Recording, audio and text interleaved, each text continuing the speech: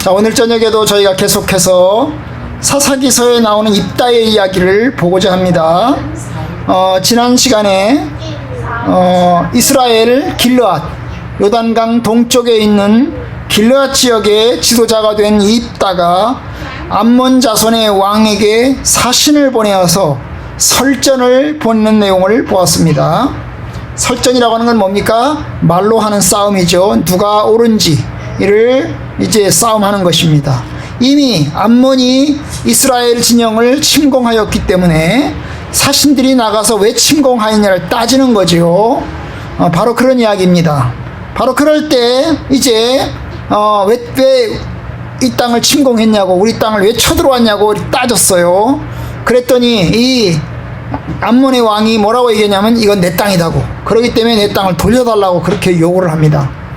바로 그럴 때 이제 입다가 이제 사신들을 보내서 이 땅은 암몬 자손의 땅이 아니라고, 또 설사 암몬 자손의 땅이었다고 하더라도 이미 300년 전의 일이라고, 또 심지어 이스라엘 백성들은 가나안 땅으로 들어올 때 암몬 자손과도 만난 적이 없다고 그렇게 이제 이야기를 합니다.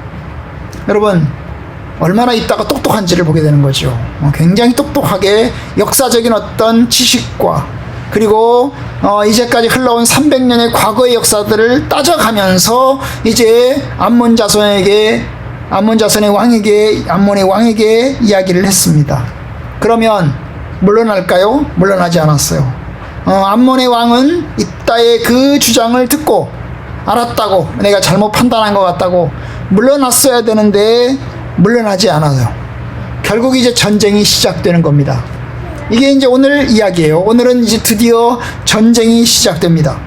입다가 이제 병사들과 함께 어때요? 전쟁터로 나갑니다. 드디어 전쟁이 시작되는 것입니다. 전쟁이 시작되는 거예요. 오늘 본문에 보면 이제 이에 여호와의 영이 입다에게 임하시니 입다가 길르앗과 므낫세를 지나서 길르앗의 미세베에 이르고, 그리고 길르앗의 미세베에서부터 암몬 자손에게로 나아갈 때, 결국 이스라엘 입다가 참전에 이제 전쟁터로 이제 병사들과 함께 갑니다. 그런데 가는데요, 빙빙 돌아요. 길르앗 진영을 돌고요, 므낫세 지파가 살고 있는 지역을 돌고요, 그 다음에 미스베를 돌아요. 자기 고향이죠. 자기 고향도 돌고요. 그래서 이제 암몬 자손에게 갑니다. 가는 중에 여기저기를 돌아서 가는 겁니다. 왜 그럴까요? 여러분, 가면서 병사들을 모으는 뜻이 들어있는 거죠. 함께 전쟁터에 나가자고. 내가 전쟁에 참전하니까 여러분들도 함께 참전하기를 바란다. 그래서 병사들을 모으는 뜻이 들어있는 겁니다.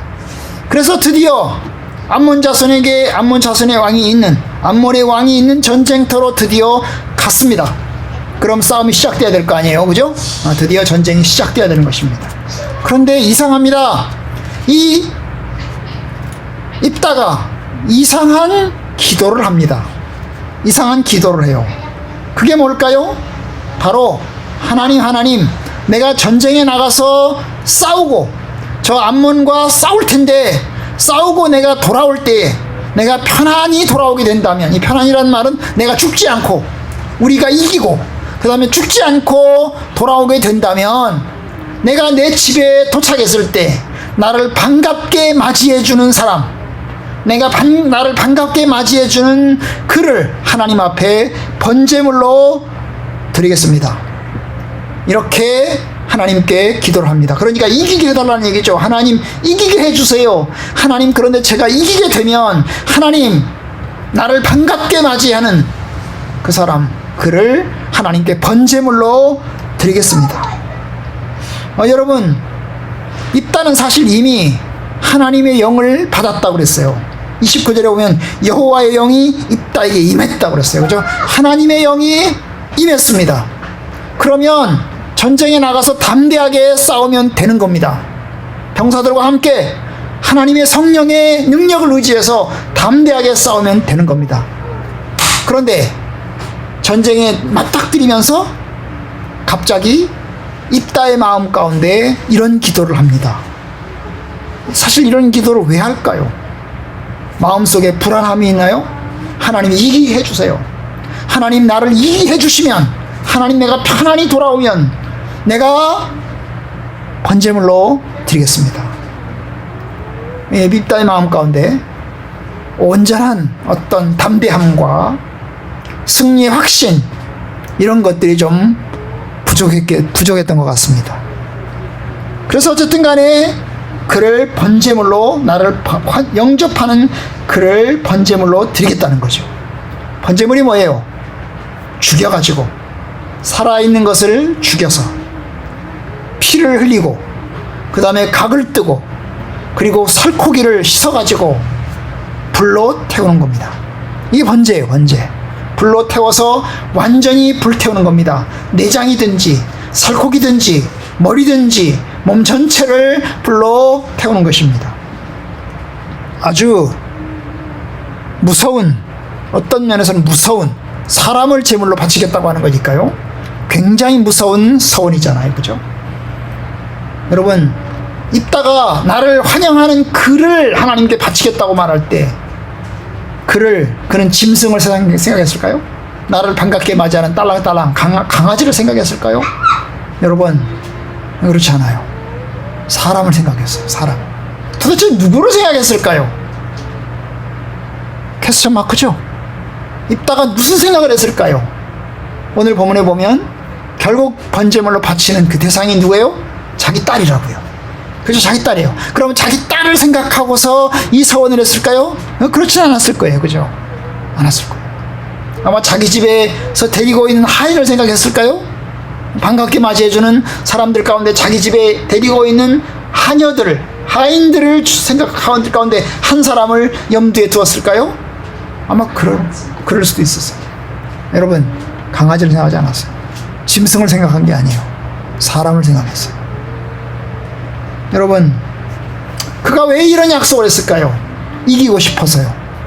반드시 이기고 싶어서요. 그죠? 그런데 하나님의 영이 임하긴 했지만 이길 자신이, 이길 담대함이 없는 거예요.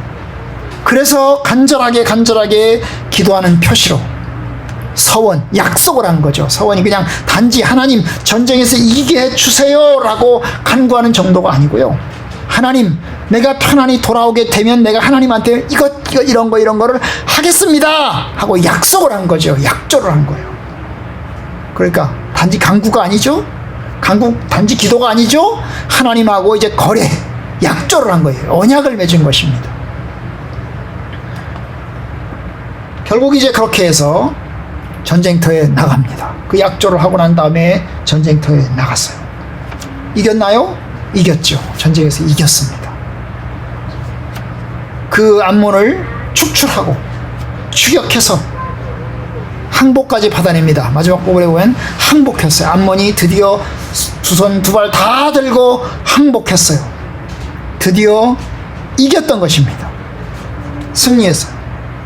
아르엘에서부터 민닛까지 20개의 성읍을 이제 빼앗게 아벨 크라임까지 추격을 해가지고 결국 이 암몬이 항복하게 됩니다. 엄청난 승리죠. 완벽한 승리입니다. 여러분, 이 승리의 뒤에는 하나님의 인도하심이 있고 하나님의 역사하심이 있습니다. 왜냐하면 뒷부분에 가면 하나님의 성령께서 이기게 하신 것을 볼 수 있어요. 32절, 이에 입다가 암몬 자손에게 이르러 그들과 싸우더니 여호와께서 그들을 그의 손에 넘겨주셨다고 했어요. 하나님께서 이기게 하신 거죠. 이 전쟁에서 이기게 하신 분은 하나님이십니다. 결국 이제 하나님의 도우심으로, 하나님이 넘겨주심을 통해서 결국 입다가 전쟁에서 승리를 하게 되었어요. 그런데 문제는 그 다음이에요. 승리를 하고 난 다음에 돌아옵니다. 오늘 얘기는 승리하고 난 다음에 이야기가 더 길어요. 돌아오는데요, 여러분, 자기 집으로 돌아옵니다. 그 미스베에 있는 자기 집으로 돌아오는데 누가 맞이하러 나옵니까? 그의 딸이 소고를 치며 춤을 추면서, 소고를 들고 막 악기를 흔들면서 그 다음에 춤을 추면서 나와서 아버지를 영접합니다. 당연하죠. 여러분, 전쟁에서 이기고 돌아오는 얼마나 간절하게 이기기를 바랐겠어요. 그의 가족들이 얼마나 이 자기 아버지가 전쟁에서 승리하기를 바랬겠어요. 그런데 승리하고 돌아온다는 소식이 들려와요. 얼마나 반갑겠어요. 아마 맨발로 달려나가서 두 손을 들고 환영했을 것입니다. 박수를 치면서 기쁨으로 춤을 추면서 반갑게 맞이했던 것입니다.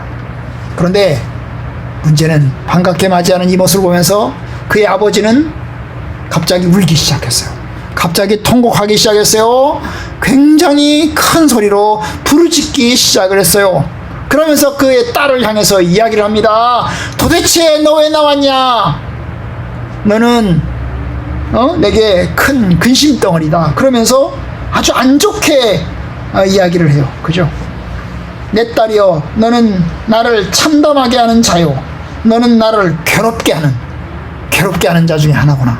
아주 악평을 하는 거죠. 자기 딸을 향해서 아주 나쁜 말을 쓰는 거예요. 너를 나를 참담하게 하고 나를 괴롭게 하는 아주 나쁜 딸이다, 뭐 이러면서.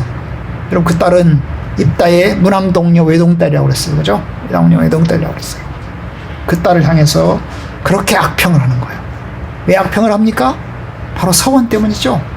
자기를 반갑게 맞이해주는 그 사람을 하나님께 바치겠다고 약속을 했기 때문에 그 약속을 그 약속을 이제 이행할 수밖에 없는 상황이 된 것입니다. 그래서 이제 매우 고통스럽게 그 딸을 보면서 부르짖게 되었어요. 내가 여호와를 향하여 입을 열었으니 능히 돌이키지 못하리라. 이행할 수밖에 없구나.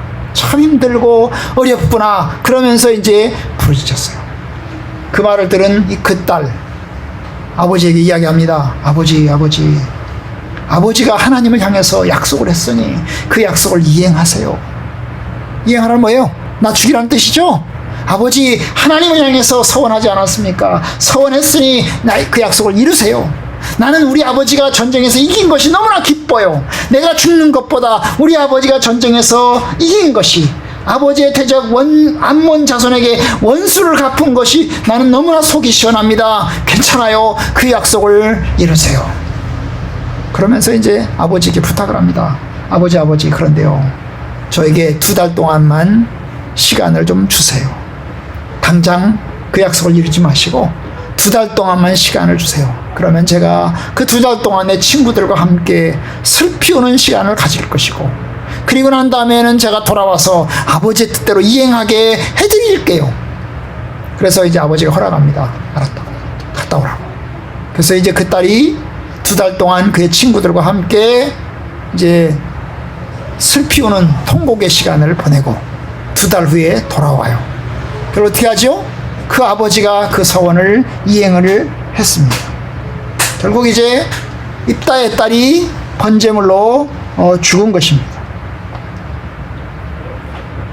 여러분, 오늘 이야기 내용이 바로 그런 거죠. 결국 그로부터 시작해서 맨 마지막 부분에 보면 이스라엘의 딸들이 이제 1년 중에 이 날을 기억하면서 뭐예요? 입다의 딸을 위해서 4일씩 통곡하는 시간을 가졌다는 거예요.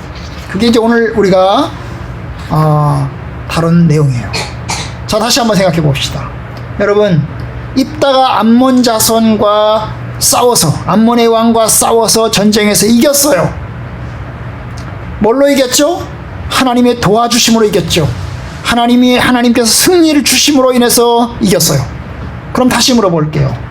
입다가 서원했기 때문에, 하나님하고 약속했기 때문에, 하나님, 내가 내 딸을 내가 나를 참 반갑게 맞이하는 사람을 전쟁에서 이기게 해주시면 나를 반갑게 맞이해주는 그 사람을 내가 번제물로 바치겠습니다 하고 약속했기 때문에 이기게 하셨나요?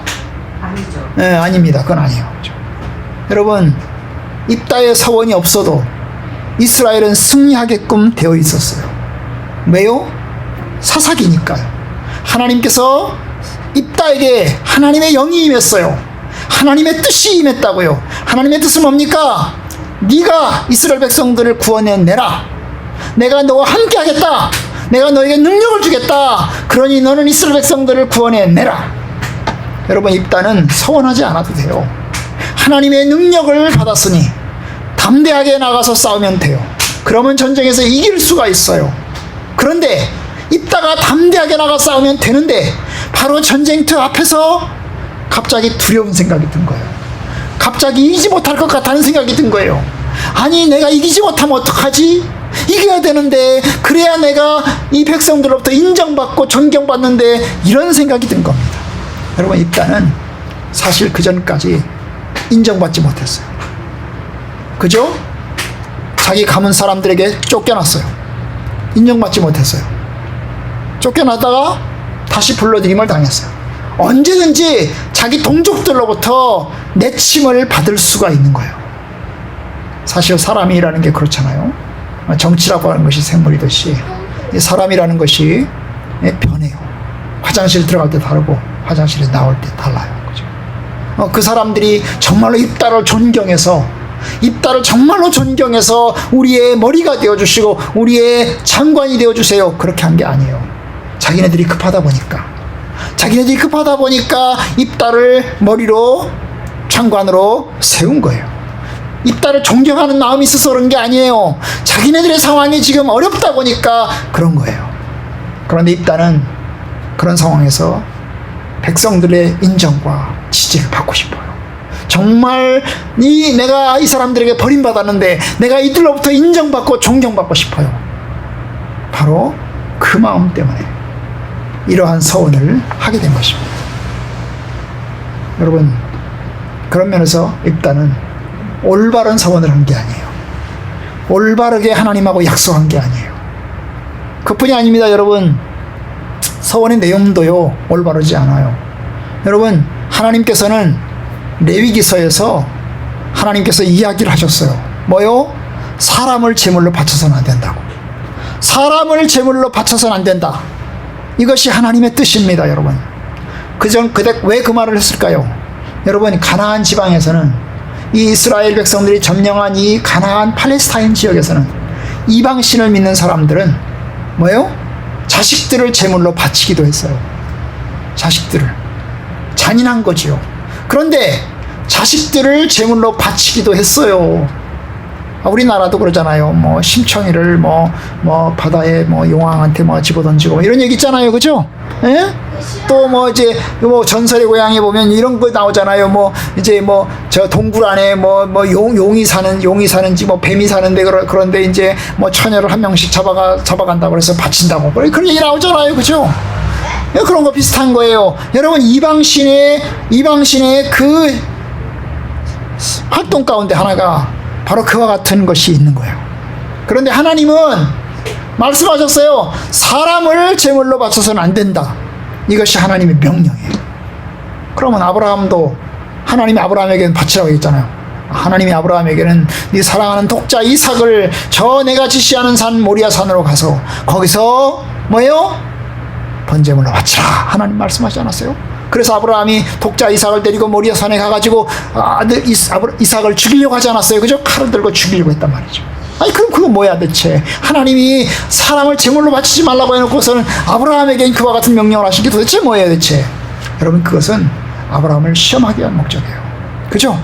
진짜로 이삭을 바치라는 뜻이 아니고, 정말 아브라함이 진실로 하나님을 경외하는지, 독자 아들을 사랑하는지 그걸 보기 위해서 하나님께서 바치라고 하나님이 시험하기 위해서 말씀하신 거예요.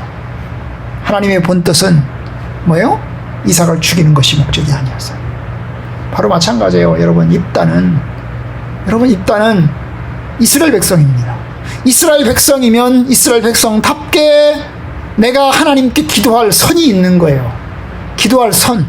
하나님 앞에 내가 기도할 선이 있는 거예요. 하나님, 나를 안전하고 편안하게 돌아오게 해주시면 내가 이들로부터 전쟁물에서 얻은 10분의 1을 내가 하나님께 드리겠습니다. 이렇게 하든지, 아니면 하나님, 내가 나를 돌아오게 하시면 하나님께서 내가 가진 소유물, 짐승들 가운데서 하나님 앞에 내가 참으로 감사의 제사를 드리겠습니다 라고 하든지, 그러면 되는 거예요. 그런데 여러분, 이게 황당무계한 거잖아요. 나를 환영하는 그 사람을 바치겠다고 이야기한 거잖아요. 영향을 받고 있어요. 이방의 영향을 받고 있는 거예요. 이방신의 모습, 사람을 제물로 바치는 모습을 여기저기서 보면서 그들도 그들의 신들에게 제물로 바치는데 나도 해야지. 그런데 입다는 자기 자식은 생각하지 않았고 아마 자기 집에 있는 거느리고 있는 노예들 가운데, 노비들 가운데 한두 명 정도 바치려고 생각하고 이야기를 했을 겁니다. 여러분, 그래요. 그러니까 여러분, 서원을 안 해도 승리하게 하실 하나님이신데, 여러분, 입다의 서원은 결국 올바르지 않은 거죠. 하나님, 사람을 제물로 바치는 이 서원은 하나님의 뜻이 아닌 겁니다. 이것은 하나님의 뜻에 벗어난 약속인 것입니다. 무지와 어려움 속에서 나온 것이고 하나님의 인도하심과 돌보심을 믿지 못하고 나온 약속입니다. 그런 면에서 입다는 신실한 하나님의 사람이 아닙니다. 여러분, 바로 그래요. 신실한 하나님의 사람이 아니에요. 결국 어리석은 거지요. 어리석은 것입니다. 그럼 그가 뭘 해야 될까요? 뭘 해야 되죠? 여러분, 이제 하나님께 서원을 했어요. 그리고 전쟁에 나가서 싸워서 이겼어요. 돌아옵니다. 돌아오는데 자기 딸이 자기를 반갑게 맞이합니다. 그럼 어떻게 해야 되지요? 어떻게 해야 돼요? 하나님한테 기도를 해야 돼요. 하나님, 제가 잘못했습니다. 제가 잘못된 약속을 했습니다. 잘못된 서원을 했습니다. 하나님, 내가 내 입이 방정입니다. 하나님, 나를 불쌍히 여겨주시고 하나님, 나를 죽여주세요. 이렇게 하나님 앞에 엎드려야 되는 것입니다. 그가 해야 할 일은 맹세를 지키기 위해서 딸을 죽이는 것이 아니고 잘못된 맹세에 대해서 하나님 앞에 회개해야 합니다. 이것이 입다가 했어야 될 행동이에요. 하나님, 내가 제 딸을 어떻게 죽입니까? 하나님도 사람을 제물로 바치지 말라고 하지 않았습니까? 어떻게 제가 바치겠습니까? 참 그렇게 할 수 없습니다. 하나님, 제가 약속을 지키지 않은 것이 내 잘못입니다. 하나님, 나를 죽이세요. 하나님, 나를 죽이세요. 그리고 하나님 앞에 메어 달려야 됩니다. 여러분, 서원을 지키는 것이 오히려 죄가 되는 거예요. 서원을 지키는 것이 오히려 죄가 돼요. 여러분, 이와 비슷한 사건이 하나 있어요. 어디 나와요? 사무엘상에 나와요. 여러분, 사무엘상에 보면 사울 왕이 이제 전쟁에 나갑니다. 출전을 합니다. 전쟁에서 출전하면서 명령을 내립니다. 뭐라고 명령을 내립니까? 지금부터 전쟁이 끝날 때까지는 아무것도 먹지 마라. 무엇이든지 먹는 자는 반드시 죽이겠다. 이게 사울왕의 명령이에요. 아무도 먹지 마라. 아무것도 먹지 마라. 반드시 무엇을 먹는 자는 반드시 죽여버리겠다. 죽이겠다. 하나님한테 제물로 바치겠다. 라고 그가 명령을 내려요. 그런데 사울왕의 명령을 어긴 사람이 있어요. 누가 어겼을까요? 네, 아들이 어겼어요. 그의 아들 요나단이 아버지가 그와 같은 명령을 내린 걸 몰랐어요. 아버지와 같은 명령을 내린 걸 몰랐어요. 그리고 이제 자기 부하와 함께 블레셋과 싸움하기 위해서 나갔어요. 근데 싸움하러 나가는데요, 가는 도중에 꿀을 만났어요. 꿀을 만났는데요, 배가 아주 고팠어요. 꿀을 만나서 보니까 맛있게 보이는 거지요. 그래서 먹었어요. 둘이 신나게 먹었어요. 그리고 배가 그득해졌죠. 그리고 그것을 가지고 블레셋과 싸워서 이겼어요. 전쟁에서 이거 돌아왔어요. 돌아왔는데 뭐예요? 아버지의 명령을 어긴 거예요. 이제 사울이 죽이려고 합니다. 사울이, 야, 너 내 명령을 어겼지? 죽어라. 내가 너를 죽여야 되겠다 하고 명령을 내려요. 죽이라고 명령합니다. 그런데요, 신하들이요, 사울 옆에 있는 신하들이 다 막아요. 뭐 안 됩니다. 죽이면 안 됩니다. 이 블레셋과 싸워서 승리를 가져오지 않았습니까? 절대로 요나단을 죽이시면 안 됩니다. 이건 하나님께서 기뻐하는 것도 아닙니다. 그러면서 죽이지 못하게 막아요. 결국 요나단은 죽지 않았어요. 하나님이 그것 때문에 사울을 심판하셨나요? 아니에요. 그럼 요나단을 심판하셨나요? 아니에요. 아니에요. 네가 왜 그 명령을 어겼냐? 왜 하나님한테 주겠다고 한 약속을 왜 이행하지 않느냐 따졌나요? 따지지도 않았어요. 여러분, 맞아요. 아버지가 잘못된 명령을 내리는 바람에, 잘못된 서원을 하는 바람에 결국 자기 아들이 죽을 뻔했어요. 그죠? 죽을 뻔했어요. 그 아들이 그래요. 아버지가 잘못된 명령을 내렸다. 아니 우리도 먹어서 이렇게 근데 그렇지 않아도 저 백성들 배가 고파서 어떻게 전쟁을 하겠어요. 잘 먹어서 힘내가지고 전쟁을 해야 되는데 먹지 말라고 명령을 내렸으니 아니 배고픈 상태에서 어떻게 전쟁을 하겠냐고요. 그렇게 해가지고 적군과 싸워서 이길 수 있겠냐고요. 여러분 바로 그런 거죠. 결국 요나단은 살아났고 사울의 서원은 이행하지 않아도 결국 아무런 문제가 없었어요. 맞아요. 입다도 마찬가지입니다. 자기 딸이 반갑게 맞이한 것을 볼 때에 그는 통곡하면서 하나님 내가 잘못된 서원을 했습니다. 하나님 내가 잘못했습니다. 나는 내 딸을 죽일 수 없습니다. 하나님 나를 죽이십시오. 나는 이행할 수 없습니다. 나를 죽이십시오. 이렇게 하나님 앞에 서야 합니다. 그러면 하나님께서 살게 하셨을 겁니다. 그런데 입다는 결국 하나님 앞에 엎드려서 통곡하고 사죄하고 하나님의 은혜를 구하기보다 어때요? 약속을 이행하는 쪽으로 갑니다. 결국 그의 딸을 결국 번제물로 죽였죠. 어떤 학자들은 이야기하기를 어떻게 사람을 죽여. 이것은 사람을 죽였다는 딸이 입다를 죽인 게 아니야. 그냥 입다가 그냥 사람을 죽이라는 명령은 없거든요. 사람을 죽여야 되는 경우는 어때요? 사람 대신에 속전, 돈을 대신 내던가 아니면 그 사람을 성막으로 데리고 가서 성막에서 평생 동안 독신하는 가운데서 하나님을 섬기게 하는 수녀처럼 신부처럼 그렇게 지내게 했을 거야 라고 이야기를 합니다. 여러분 그러면 이렇게 슬픈 게 아니에요. 이렇게 슬프지도 않아요. 그러니까 여러분 그런 면에서 입다는 결국 어리석은 결정을 하고 그의 딸을 죽음으로 이제 몰고 갑니다.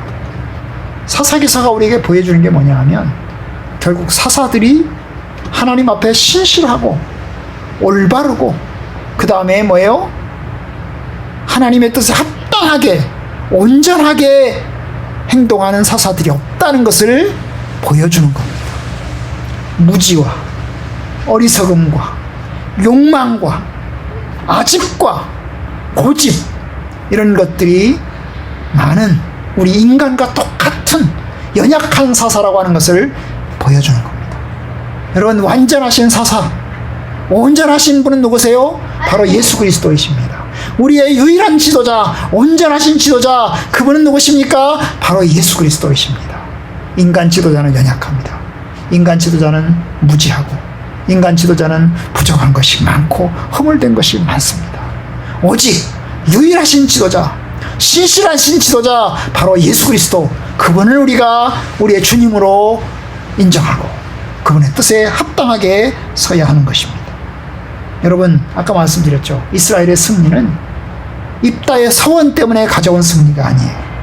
그것은 하나님이 구원하신 은혜가 입다를 통해서 나타나신 하나님의 계획 속에서 이루어진 것입니다. 그러니까 여러분 우리가 어려운 궁지를 만났을 때에 어려운 일을 만났을 때에 입다처럼 헛된 약속, 그죠? 당장 상황을 묘면하기 위해서 하나님의 뜻과는 벗어난 그런 거래 같은 약속 하지 마시기를 바랍니다. 어떤 사람 소설에 보면 이제 그런 이야기도 있잖아요. 사탄과 거래를 하잖아요. 그죠? 자기의 어려움을 이제 극복하기 위해서 사탄과 거래를 하는 경우도 있어요.